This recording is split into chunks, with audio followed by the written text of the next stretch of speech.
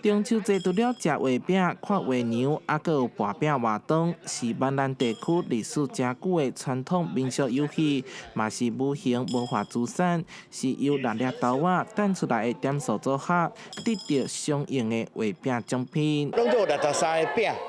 除了状元饼以外吼，一寿呢是32个饼，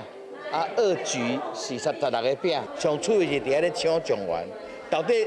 若无63块饼破其他62块破了，你毋知状元啥物人。游戏经过改良，有着无同的排列组合，也毋过游玩有秀才、古人、本甲、探花、含状元等项目。这回府城师傅将其结合，甲文化局合作推广这项传统民俗，互来到餐厅的人客不止品尝在地经典美食，嘛更深入了解这座城市的文化风情。这几年呢，那我们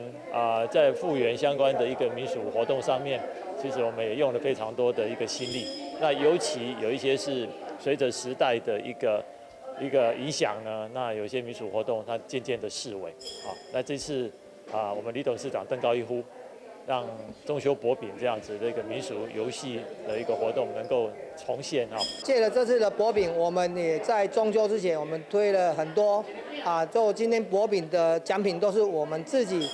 都是跟台南文化相关的饼干。透过民间甲政府共同合作，互民俗无搁只是文字记录。府城师傅更推出一款结合历史的中秋伴手礼，有咸西饼、成功饼、虎城打面等等，互这份节庆的圆满变成礼物送到亲友手头。台南新闻社会采访报道。